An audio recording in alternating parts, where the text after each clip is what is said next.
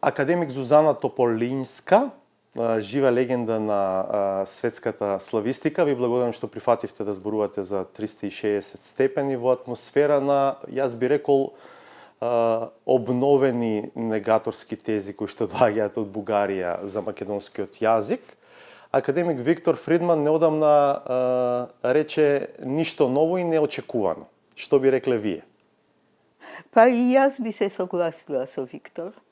Мене лично многу пати директно ме некако ми искомпликува живот, односот на бугарите кон фактот дека јас се занимавам со македонистика и истражувам македонски јазик.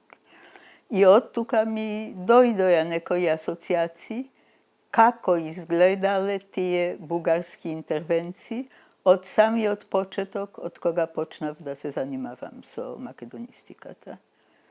И во врска со тоа, радо би ви испричала некои покарактеристични случаи. Да, би сакале да ги слушнаме. Така, например, веќе на првата конференција, кога бев во Софија, тоа беше и мој прв престој, прво доаѓање во Бугарија, организаторите на конференцијата, сериозни некои ликови во бугарската лингвистика и наука воопшто, ме издвоија од мојата полска делегација и свечено ме поканија на ручек. Која година е тоа? Па сето тоа за што ќе кажувам, тоа се 60 и 70 години на минатиот век. Тешко ми е сега да ви кажам точно. Значи се најдовме во еден од убавите софијски ресторани. На почетокот разговорот си беше банален, времето, први впечатоци од Софија. Меѓутоа, потоа дојде до декларација од еден од тие господа, кои сите ми беа непознати, ни лично, ни по презимиња, дека за нив е катастрофа, цитирам, катастрофа што јас се занимавам со македонскиот јазик. И се разбира, од тој момент атмосферата веќе не беше баш пријатна. Некако допливавме до крај. Јас реагирав само дека не ми е апсолутно разбирливо кој е подтекст на таа нивна декларација, дека мене македонски ме фасцинира по својата структура, дека многу учам од моите македонски колеги и немам намера таа линија на моите истражувања да ја прекинам. Значи, тоа би била отприлика првата случка. Втората сцена е пак во Софија, ама овој пат тоа е една работна конференција и кај што работиме во простории на универзитетот. Тоа што се случи е еден момент карактеристичен. Меѓутоа, јас од почеток на оној престој сфатив дека бугарските колеги, тогаш уште не би знаела да кажам дали по наредба или по инстинкт, апсолутно бегале сите комплет од било какви индивидуални, приватни контакти со мене. Меѓутоа, не беше тоа баш многу тешко, јас имам добри контакти во тие меѓународни комисии.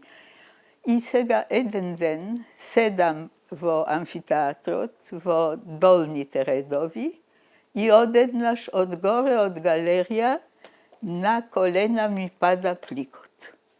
Во пликот е писмо од еден бугарин колега со кого се запознав порано во Чешка.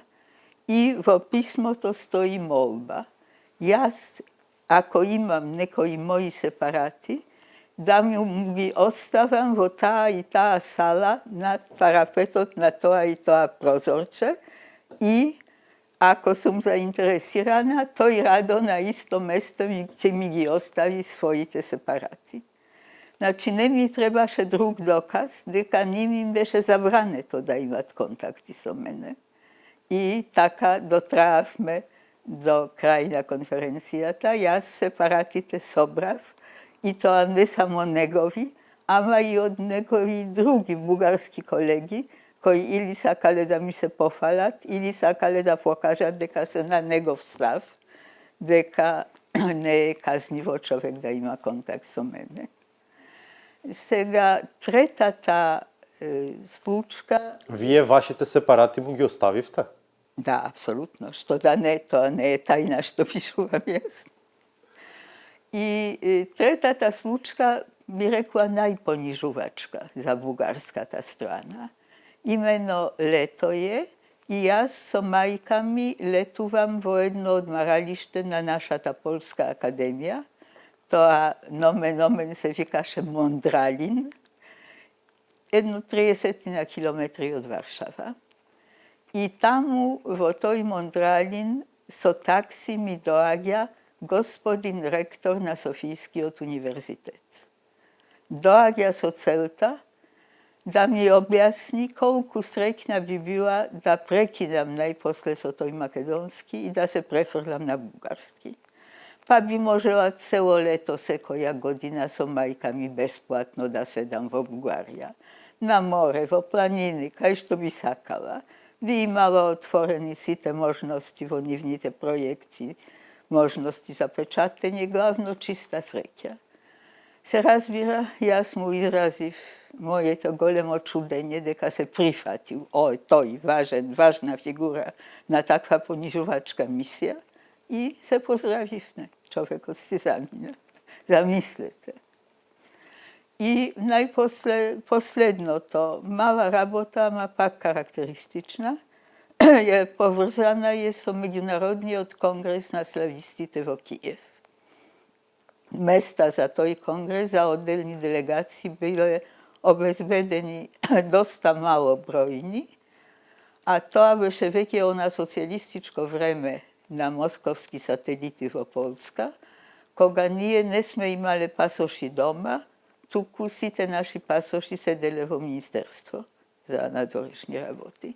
И јас се пријавив со реферат како кандидат за Конгресот. И ме одбиле дека не можам да добијам пасош.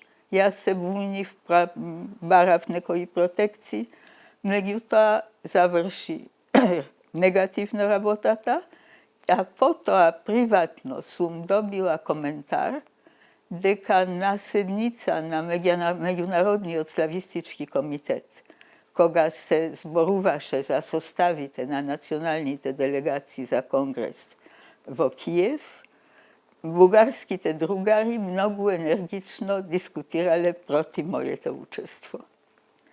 Значи, тоа се тие случаи што сум ги избрала.